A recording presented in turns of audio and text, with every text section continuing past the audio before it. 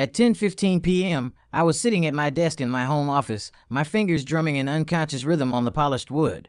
My monitor displayed the finalized wedding itinerary. In 1 month, I was supposed to marry Amanda Lou, my girlfriend of 2 years. My phone buzzed. An anonymous text popped up. The Blue Whale Karaoke Room V8. Below was a video link. My finger hovered over the screen. This was the second anonymous message I'd received in a month about Amanda and her ex-boyfriend. The first time, it was just a few blurry photos and some third-hand rumors. I'd chosen to believe Amanda's explanation. It was just a reunion with some old college friends. Sean Porter had just moved back from overseas, so of course, they were going to hang out a few times. But this time, I opened the video. Under the signature blue glow of the Blue Whale Karaoke Lounge, Amanda was straddling Sean Porter's lap, their mouths locked in a deep kiss. Sean's hands were wrapped tightly around her waist, and not only was she not resisting, she was cupping his face with both hands, pulling him in deeper. The table was littered with half a dozen empty beer bottles, but neither of them looked particularly drunk. My pupils contracted. The timestamp in the bottom right corner read 9:43 p.m. less than 30 minutes ago. Amanda's words before she left tonight echoed in my ears. Just hanging out with Chloe and the girls. We might hit up a karaoke spot. It's just a girls' night, don't worry. I calmly dragged the video's progress bar forward. The new footage showed Amanda laughing as she took a beer from Sean, taking a small sip before he pulled her back in his arms. I could hear the laughter of 3 or 4 other people in the private room, but the camera stayed focused on the former lovers. I closed the video and glanced at the time on my phone. 10:20 p.m.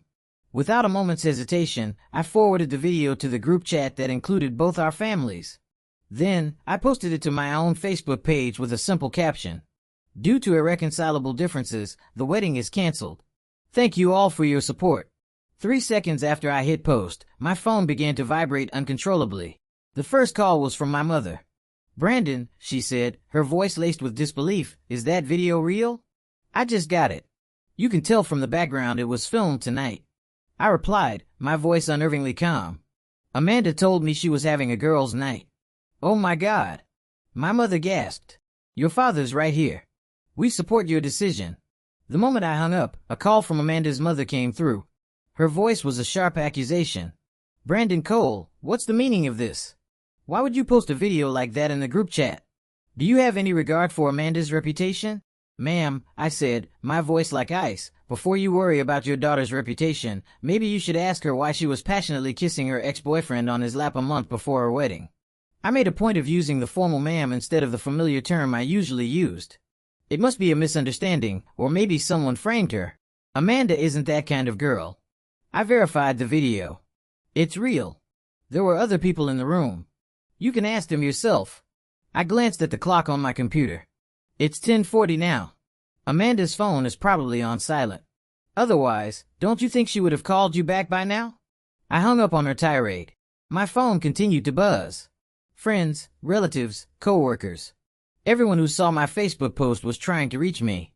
I replied to a few close friends with a simple "see my latest post" and ignored the rest. Meanwhile, in a private room at the Blue Whale, Amanda was leaning against Sean's shoulder, smiling as he handed her the microphone. In her purse, her phone screen lit up and went dark over and over, displaying 27 missed calls and over 99 unread WhatsApp messages. The music was so loud that no one noticed the silent phone heralding the arrival of a storm. Sean leaned in and whispered something in her ear, making her laugh and playfully swat his arm.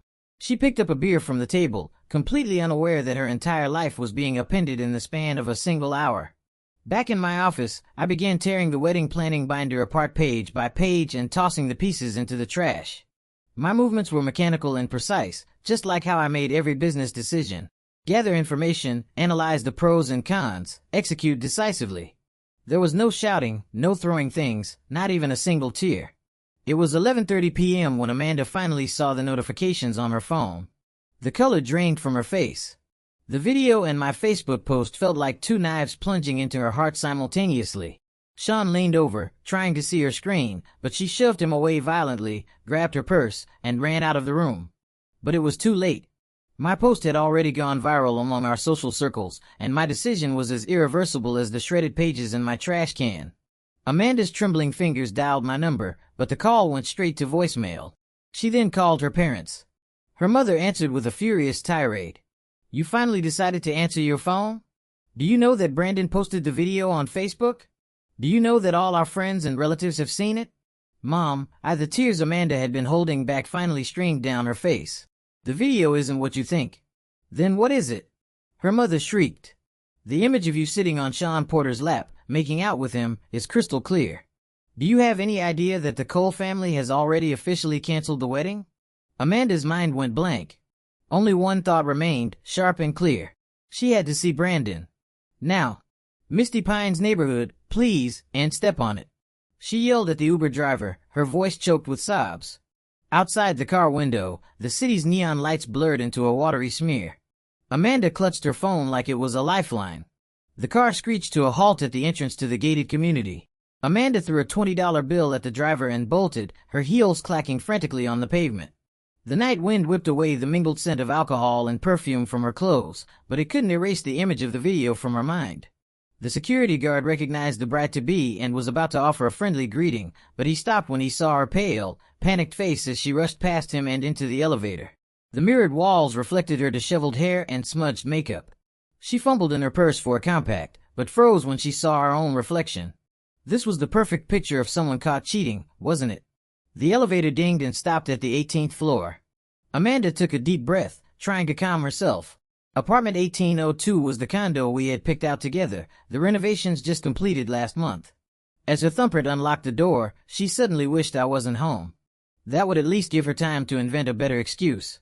The door swung open. The living room lights were on.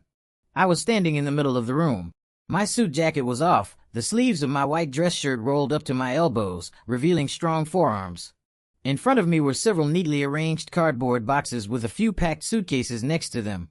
I didn't even look up when the door opened, just continued placing books into a box. Brandon. Amanda's voice caught in her throat. I finally looked up, my expression as cold as if I were looking at a complete stranger. She had never seen me look like this. Not angry, not hurt, just utterly indifferent. I've packed most of your things, I said, my voice terrifyingly calm. Your toiletries and pajamas are in the box on the left. I put your valuables in this jewelry box separately. Amanda stood frozen, her legs feeling like they were filled with lead. She had imagined I would be furious, that I would yell and demand answers, maybe even smash things. She had never anticipated this cold, detached efficiency. It was more unnerving than any rage. What do you think you're doing? She suddenly raised her voice, trying to seize the offensive. Posting that video on Facebook? Do you have any idea what that will do to us? I finally stopped what I was doing and looked her directly in the eye. Us? I scoffed. There hasn't been an us since the moment you sat on Sean Porter's lap. It was the camera angle. We were just sitting close. We weren't really kissing. Amanda strode towards me, the scent of her perfume mixed with stale alcohol hitting me. You'd rather believe some random, anonymous video than believe me? I didn't argue. Instead, I picked up my tablet from the coffee table, played the video, and handed it to her. Watch it carefully before you say another word. On the screen, the high-definition footage was undeniable. It clearly showed her straddling Sean, their mouths locked together. The clip was 2 minutes long, a damning record of their intimacy. The color drained from Amanda's face, then flushed red, then went pale again. She opened her mouth, her voice suddenly dropping to a whisper. We had too much to drink. It was just a moment of weakness. A moment of weakness? My voice remained level, but she could feel the dangerous current beneath the surface. Amanda suddenly dropped to her knees, tears streaming down her face. Brandon, I'm so sorry. It was just a stupid mistake. Sean came back to town so unexpectedly, and I just lost control for a second. I looked down at her. Do you know who sent me the video? She looked up, bewildered. Chloe, I said, letting the name hang in the air. Your best friend. She couldn't stand to watch, so she left early and sent it to me. Amanda's face twisted in an ugly snarl. That she's always been jealous of me. Enough. I finally raised my voice. Are you still trying to blame someone else? Did Chloe force you on a Sean Porter's lap? Did she force you to kiss him? My shout made her flinch, and she started crying harder. She crawled forward and wrapped her arms around my legs. Please, just forgive me this one time. I swear I'll never see him again. We're about to get married. The invitations are already out. Everyone knows. I pried her hands off me and pulled a small box from my pocket. Inside was a pair of engagement rings. I took out her ring and placed it on the coffee table. The wedding is canceled. I already posted online, and both our families know. Amanda stared at the ring, then snatched it up and threw it against the wall in a fit of hysteria. It left a scratch on the fresh paint before bouncing onto the hardwood floor with a sharp metallic sound. "How can you be so cruel?" she shrieked, scrambling to her feet. "You're throwing away 2 years together, just like that? Over one drunken mistake?" I watched her melt down with cold composure. Once a cheater, always a cheater. It wasn't a drunken mistake. It was a conscious choice. I pointed to the packed boxes by the door. "All your things are here. Do you need me to call you an Uber?" Amanda wiped her eyes, smearing her makeup completely. Her eyeliner ran down her cheeks like 2 black tears. She suddenly let out a cold laugh. "Brandon Cole, you never really loved me, did you? If you truly loved someone, you wouldn't give up this easily." For a flicker of a moment, something shifted in my eyes, but it was gone as quickly as it appeared. "It's precisely because I did love you that I can't accept this kind of betrayal." I checked my phone. "It's already 1 o'clock in the morning. Do you need me to call you a ride?" This polite detachment was more devastating than any insult. She grabbed her handbag and stumbled towards the door, but turned back at the last second. "You will regret this. You'll never find anyone better than me." I didn't answer. I just bent down, picked up the engagement ring from the floor, and placed it gently on the console table by the entrance. That simple act was the final straw. She snatched the ring again, threw it violently to the ground, and stormed out. The door slammed shut with a bang that made our wedding portrait on the wall tilt slightly. In the photo, a radiant Amanda was leaning against my shoulder, and I was looking at her with an expression of pure, focused love. I stood there for a long moment, listening to the sound of her heels fade down the hallway. I bent down, picked up an indented ring, and let out a soft sigh before continuing to pack the remaining items. By 2 a.m., the last box was sealed. I looked around the newly renovated condo. Our photos were still on the walls, matching mugs sat on the coffee table, and a brand new red comforter for our marital bed had just been delivered last week. Everything was ready. All that was missing was a wedding. And now, it was all a bitter irony. Before leaving, I deleted Amanda's fingerprint access from the smart lock and changed the code. Then I turned off the lights and walked out of the home that had once held so many of our dreams. At 7 o'clock in the morning, my phone started buzzing relentlessly. I opened my gritty eyes to find I'd fallen asleep on the office sofa, still fully closed. Sunlight sliced through the blinds, painting stripes of light and shadow on the floor, a stark reminder that a new day had begun. The first day without wedding preparations. The screen showed 15 missed calls and over 99 unread messages. I rubbed my temples and opened the top message from my business partner, Mark Chun. "Buddy, I've got things covered at the office. Need to take a few days off?" "No need," I typed back. "I'll be in this morning." Just as I put my phone down, there was a knock on the door. My parents stood outside, my mom holding a thermos. "Honey, are you okay?" she asked, studying my face the moment she walked in. She placed the thermos on my desk. "I made you some oatmeal. You should eat." My father walked silently to the balcony. "Okay," I said, twisting open the lid. The warm, comforting scent of oats filled the air. "The Lius called us last night," my father said from the balcony. "They said they're bringing Amanda over to apologize today." My spoon froze midair. "When?" "Around 10 o'clock, my mom answered. "Your father and I think you should at least hear them out." I gave a cold laugh. "What's there to say? The video is perfectly clear." My father walked back into the room. "Son, we respect your decision, but for the sake of appearances." "I get it." I took a spoonful of oatmeal. The warmth slid down my throat, but did nothing to thaw the ice in my chest. At 9:50 a.m., the 4 of them stood at our door. Mr. Liu was in a suit, his expression grim. Mrs. Liu wore a carefully applied face of makeup and a strange smile. Amanda's younger brother, Kevin, had his hands shoved in his pockets, a blank look on his face. And Amanda stood behind them all, her eyes red and swollen. Her face bare of makeup and stained with tears. She was a world away from the glamorous woman in the karaoke lounge. "Brandon," Mrs. Liu began, her voice deliberately soft. "We've brought Amanda here to apologize." I stepped aside to let them in. As Amanda passed me, I caught the faint scent of soap, a clear attempt to wash away the previous night's alcohol and perfume. In the living room, my parents were already seated, a united and formidable front. Mr. Liu cleared his throat. "About last night. Is the video real?" My father cut him off, his gaze sharp as it landed on Amanda. Amanda flinched, twisting her fingers together. "Mr. Cole." "It's real," Mrs. Liu interjected. But young people can be impulsive when they've been drinking. Amanda knows she was wrong. I let out another cold laugh. Ma'am, in that video, Amanda had less than 2 beers. With her tolerance, she was perfectly sober.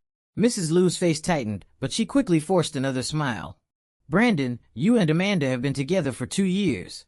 You have a strong relationship. It would be a shame to throw away such a perfect match over one drunken mistake. A drunken mistake? My voice rose slightly.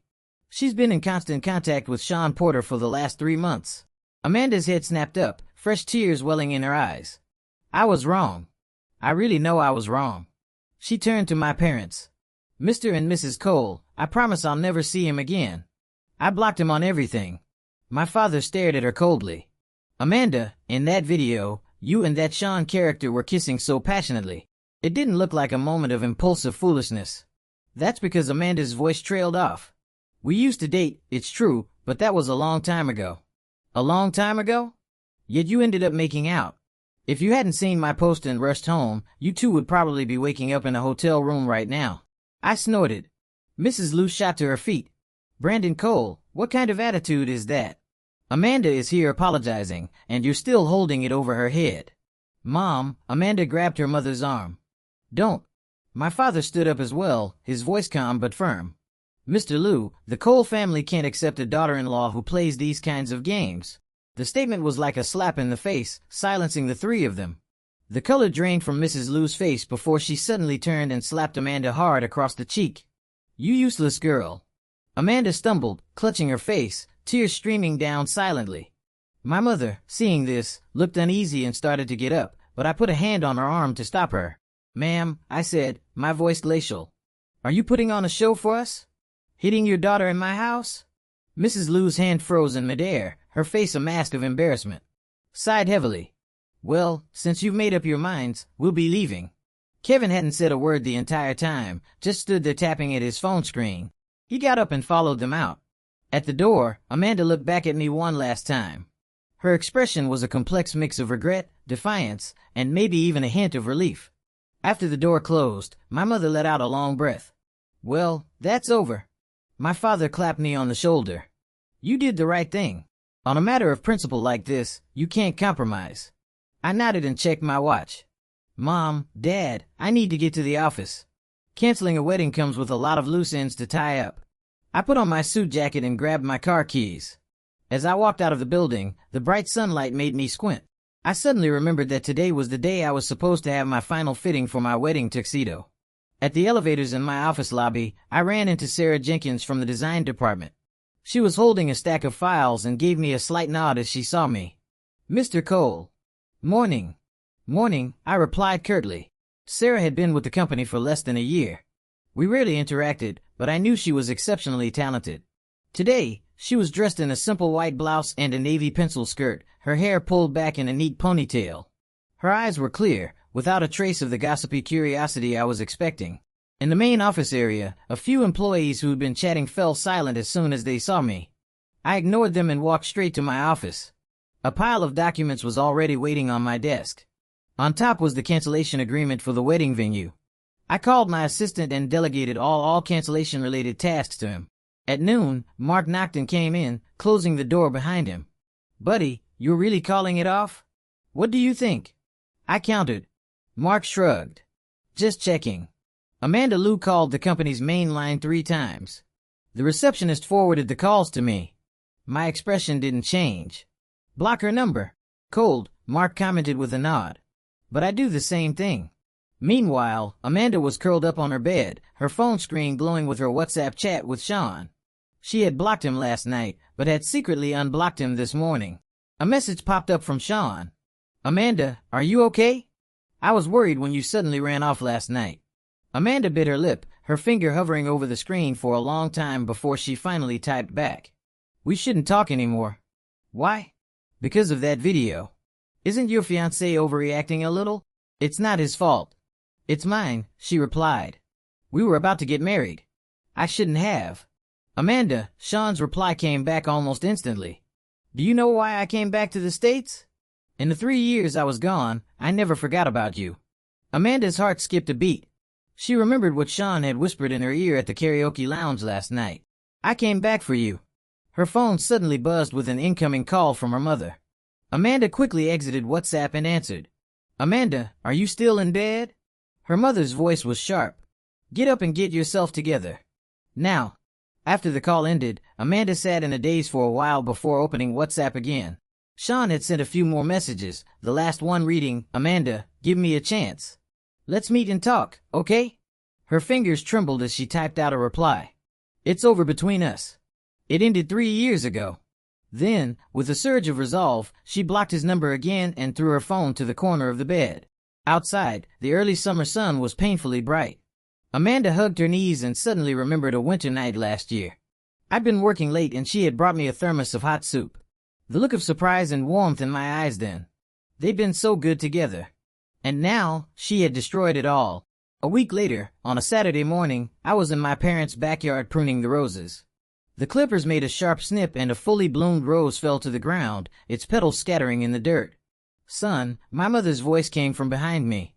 "The Lius are here again." My hand paused for a second before I continued trimming another branch. "I thought we made things clear." "They insisted on seeing you," my father said, walking over and taking the clippers from my hand. "Go on. Make it final so they'll stop clinging to false hope." I dusted the dirt off my hands and went inside. The three of them were sitting on the sofa, cups of tea steaming in front of them. They had clearly been here for a while. Mr. Liu was in a crisp suit.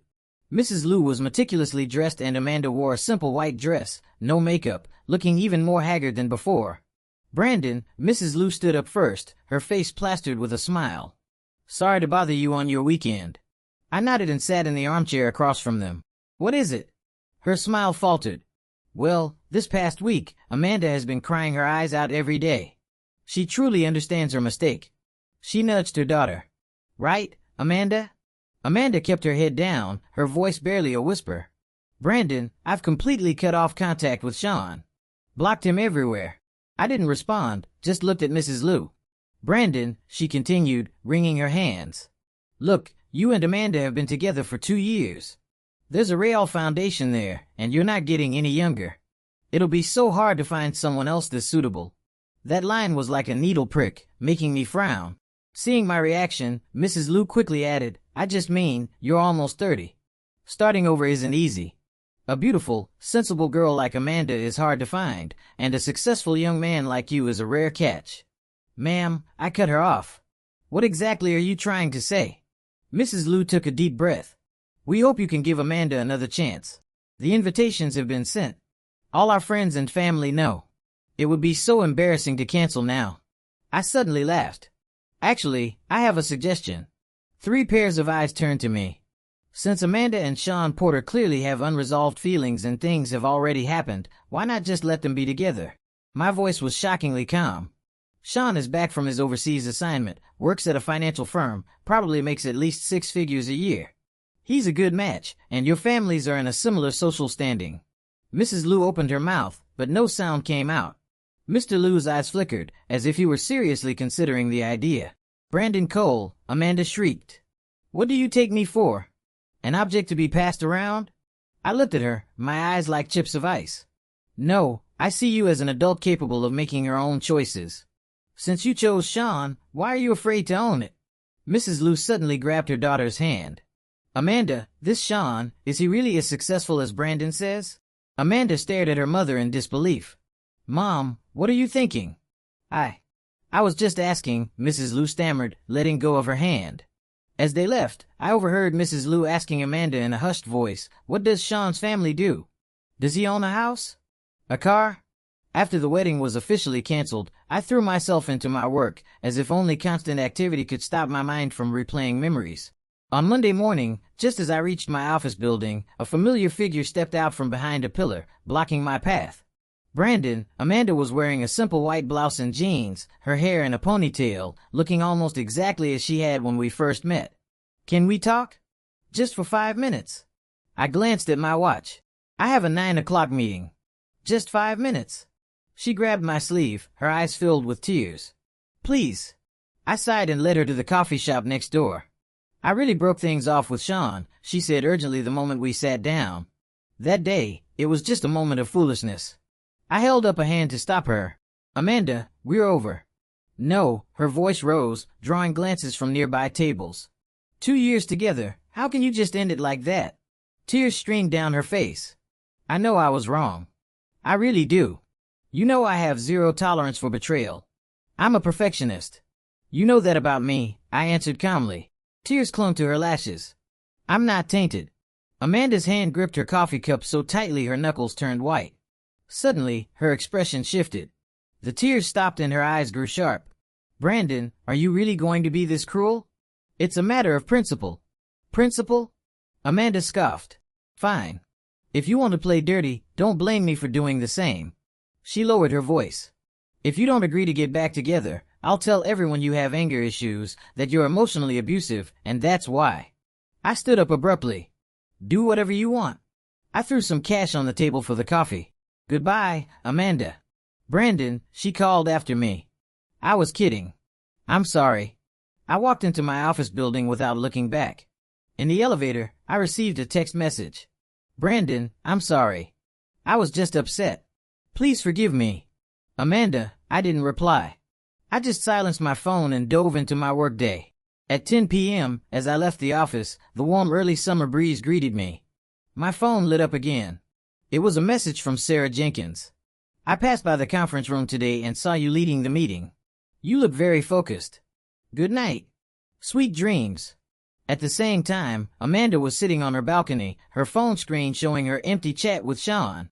She typed and deleted before finally turning off the screen and staring at the stars. She remembered a summer night 2 years ago when I had proposed to her under this same sky. Amanda, I'd said, I will give you a stable and loving home. Now, that promise would never be fulfilled. 2 months passed like sand through an hourglass. I stood at the floor-to-ceiling window in my office, looking out at the city lights. The September night air was still warm as it drifted through the open window, brushing against my face. My phone screen lit up with a message from Mark. Heard Amanda Lou and that Sean guy are getting their marriage license next week. Wedding set for October. I stared at the message, feeling a surprising sense of calm, like the surface of a still lake. Got it. Thanks, I replied simply. Then I switched to another chat. A small red dot glowed next to Sarah Jenkins' profile picture. The design proposal is revised and ready for you to review tomorrow morning. Good night. Smiley face. A small smile touched my lips. Over the past 2 months, Sarah had quietly become an essential part of my life. It started with late-night dinners at the office, then weekend invitations to art exhibits. It grew from a seamless professional partnership to a steady, quiet care in our personal lives. She was like a breath of fresh air, gently clearing away the gloom that had settled over my heart. A soft knock came at my office door. Sarah peeked in. Still here? I turned and smiled. Waiting for you. She was wearing a simple white blouse and light-washed jeans, her hair loosely pinned up, a few stray strands framing her face. She didn't have Amanda's dazzling beauty, but she a quality that put me at ease. I brought the proposal, Sarah said, holding up her tablet. But it's after hours. She winked playfully. I made a reservation at that Italian place you like. 8 o'clock. I grabbed my jacket. Let's go.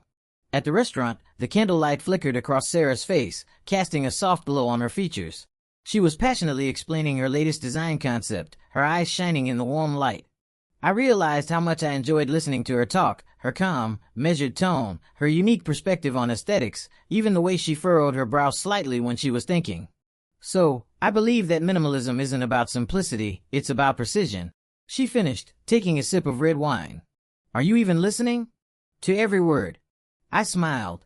You're more articulate than our own director of design. A light blush colored Sarah's cheeks. That's because I don't have to worry about the budget. We both laughed. It struck me then that in the past 2 months, thoughts of Amanda had slowly and completely faded from my mind. After dinner, Sarah insisted we walk back to my place. To help with digestion. She said, besides, the moon is beautiful tonight.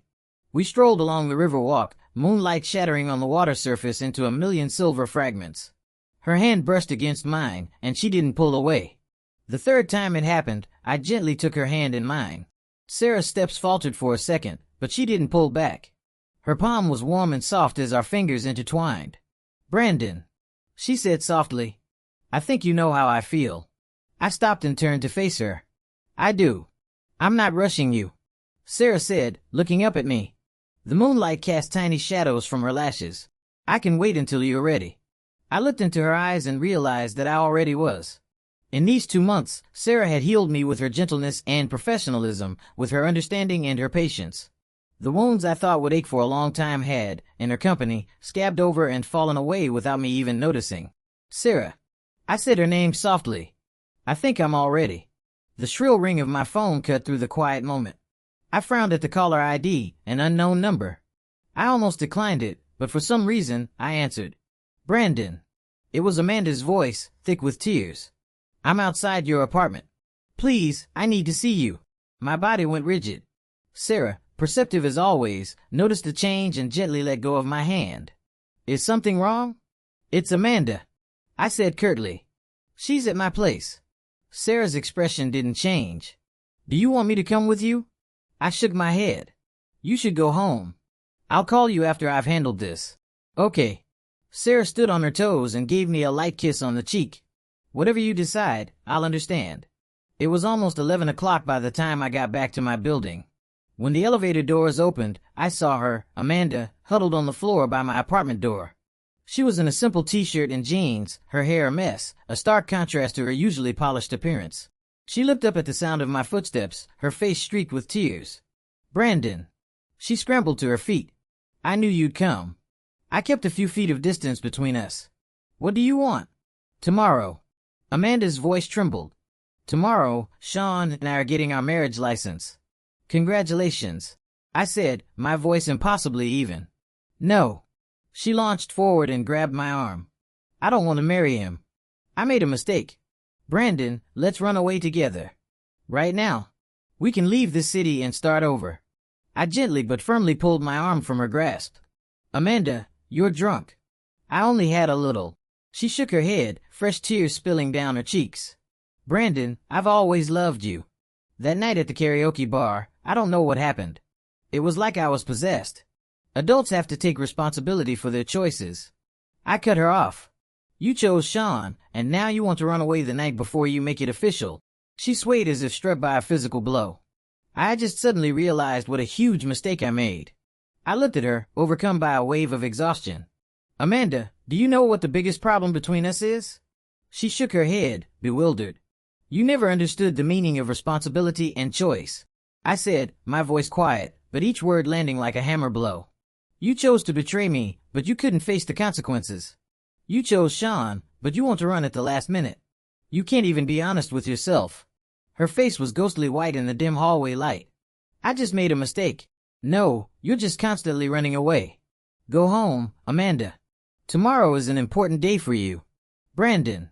She cried out desperately as I unlocked my door. If I don't leave with you tonight, I'll never have another chance. I paused in the doorway and looked back at her. Be a good wife. I wish you both happiness. The sound of the door closing was deafening in the silence of the night. Amanda sank to the floor, sobbing without a sound. She knew this time that I was truly gone for good. The next morning at the office, Mark sent me a photo. It was Amanda and Sean standing in front of the county clerk's office, holding their marriage certificate and smiling for the camera. Amanda's smile was stiff and forced, her eyes puffy and red, clear evidence she had been crying. I looked at it for a second before closing the image. I picked up my phone and dialed Sarah's number. Are you free for lunch? My treat. We had lunch at a quiet sushi restaurant. Sarah wore a pale green dress, looking as fresh as a spring morning. She listened quietly as I briefly recounted the events of last night, her eyes full of gentle understanding. So, she asked softly, how are you feeling now? I thought for a moment. Strangely, I don't feel anything. It's like watching a story about someone else. Sarah smiled. That means you've moved on. Sarah, I said, suddenly taking her hand across the table.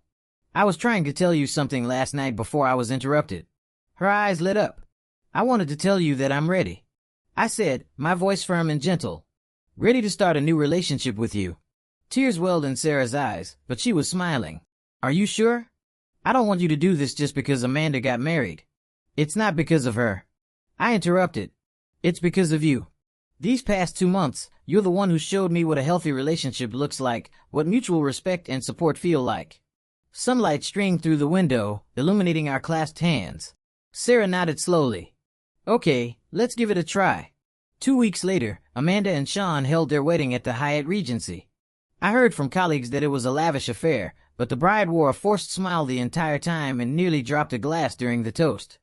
That same evening, Sarah and I had dinner on the small balcony of my apartment. There were no grand decorations, no noisy guests, just simple home-cooked food and a bottle of red wine. Sarah had brought a tiramisu she made herself, and it was surprisingly delicious. I never thought, I said, looking at the gentlewoman across from me, that a relationship could feel so easy, so natural. Sarah smiled. That's because we could just be ourselves. No need to pretend.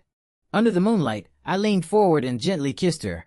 The kiss was tender and restrained, yet it was more moving than any passionate embrace. When I pulled back, her cheeks were flushed and her eyes were shining like stars. This is a new beginning, she whispered. And on the other side of the city, Amanda lay in the luxurious bridal suite of the hotel, staring at the ceiling, unable to sleep.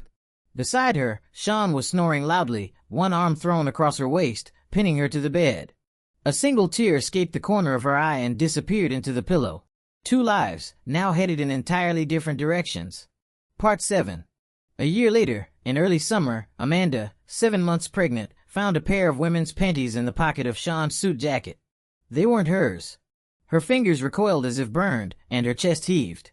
The bright sunlight streamed through the window, illuminating the delicate embroidery on the small piece of fabric, which seemed to mock her naivety. Amanda lowered herself onto the sofa, a roaring sound in her ears. Since they married, Sean's work engagements had become more frequent, his homecomings later and later. He often came home smelling of different perfumes.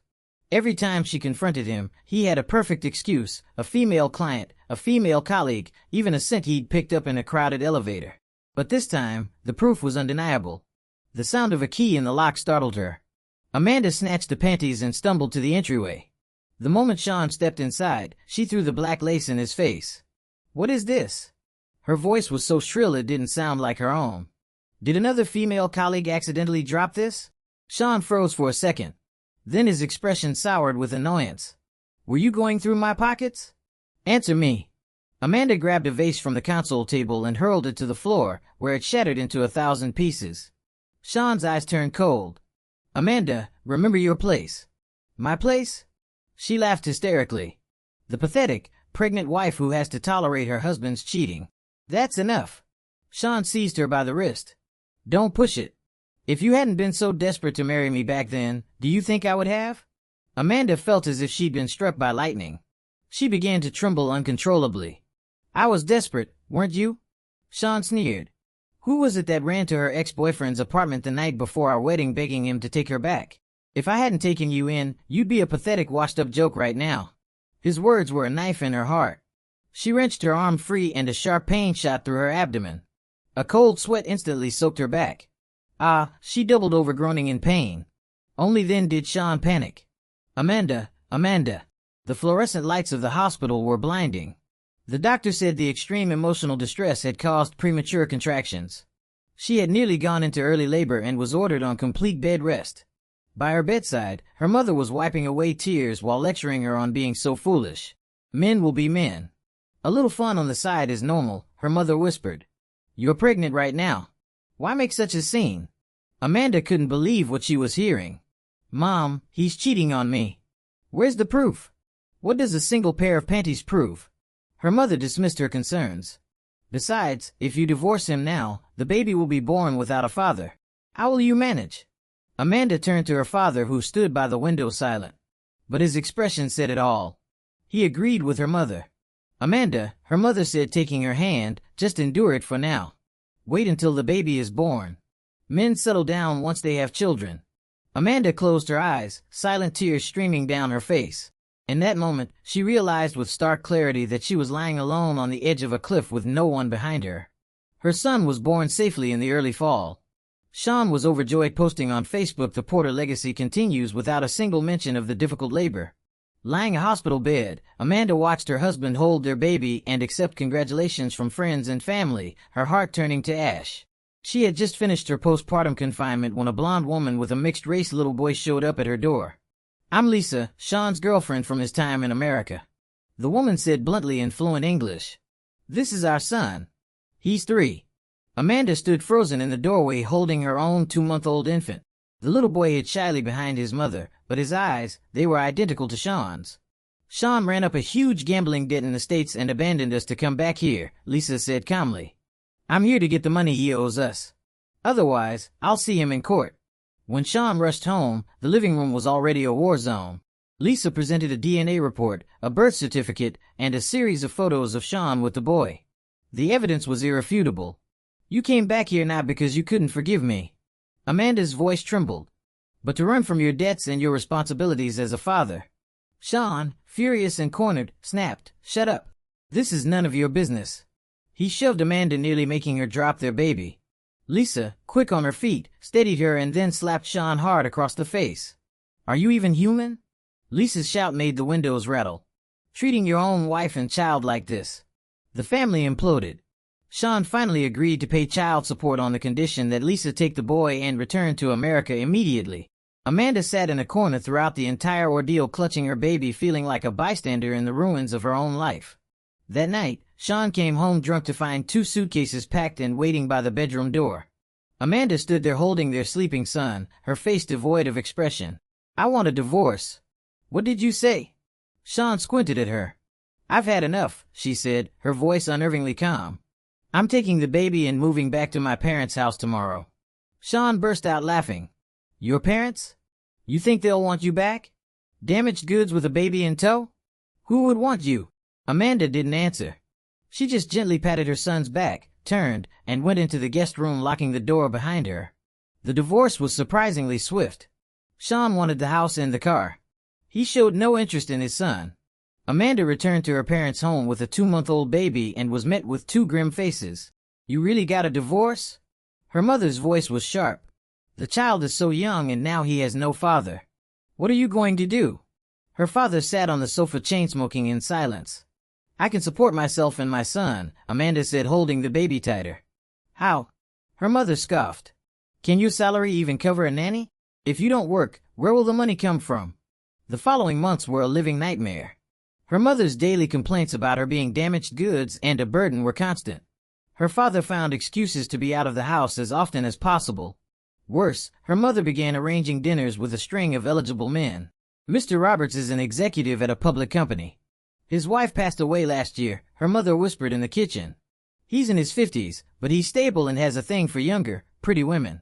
At the dinner table, Amanda felt the balding man's slimy gaze crawl all over Mr. Wong. "He's in construction, divorced for 3 years," her mother said excitedly after another setup.